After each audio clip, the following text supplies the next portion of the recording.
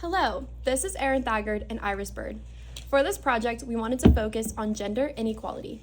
Our collaboration is to highlight the historical and ongoing issue of women's lack of bodily autonomy or the control women lack over their own bodies.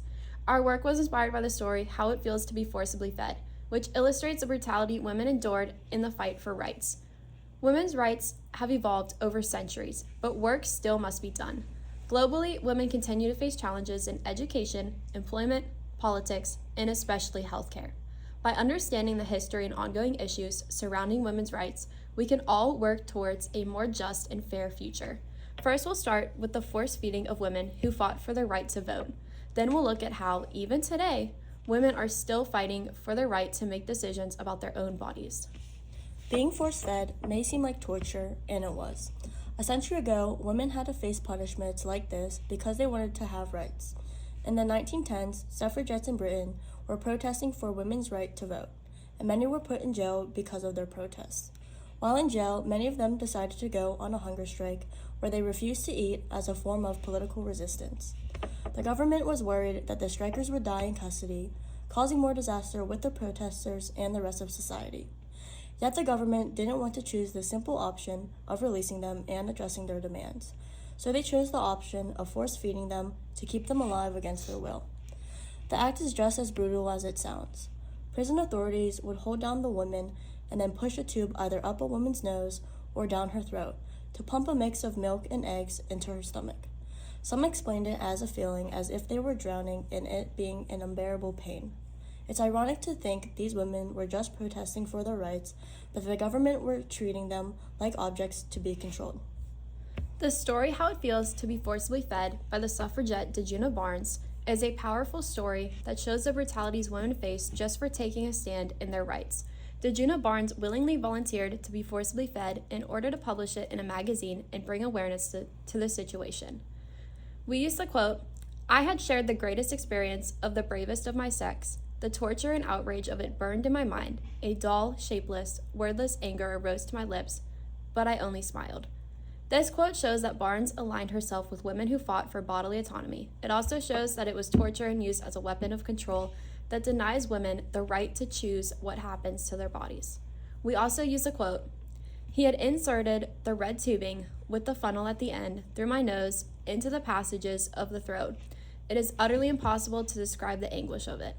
This shows a lack of consent and remorse of the male figures by physically intruding on her body and dehumanizing her. It echoes broader issues where women's bodies have been violated without their say. Moving on to the poster, I kept the design simple so that the central message was the main focus. The visual is a group of women with one raising her fist, which represents resistance and strength. I chose this image to also represent unity in the face of oppression. The quote I used is from the story we chose, How It Feels to Be Forcibly Fed, to connect the poster to the background story of women's sufferings. I also used the quote, "I saw in my hysteria a vision of 100 women in grim prison hospitals, bound and shrouded on tables just like this, held in the rough grip of callous warders while white-robed doctors thrust rubber tubing into the delicate interstices of their nostrils and forced into their helpless bodies the crude fuel to sustain the life they longed to sacrifice." I use this quote because although long, I thought it was the most empowering.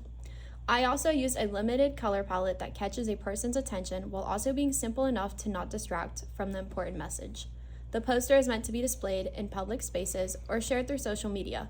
The purpose is also meant to raise awareness, spark reflection, and remind viewers that the fight for bodily autonomy is not over.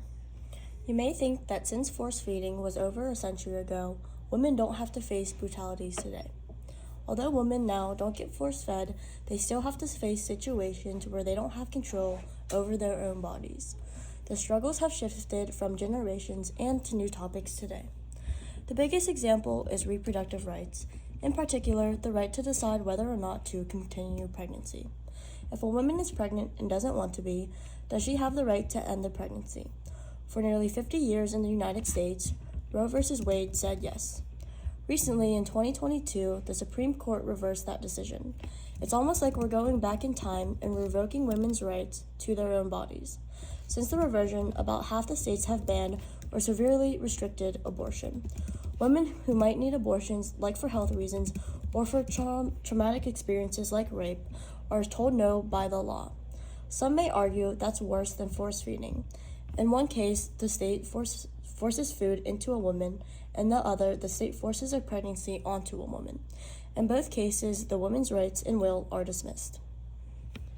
In conclusion, the fight for women to have control over their own bodies is a threat that runs through history today.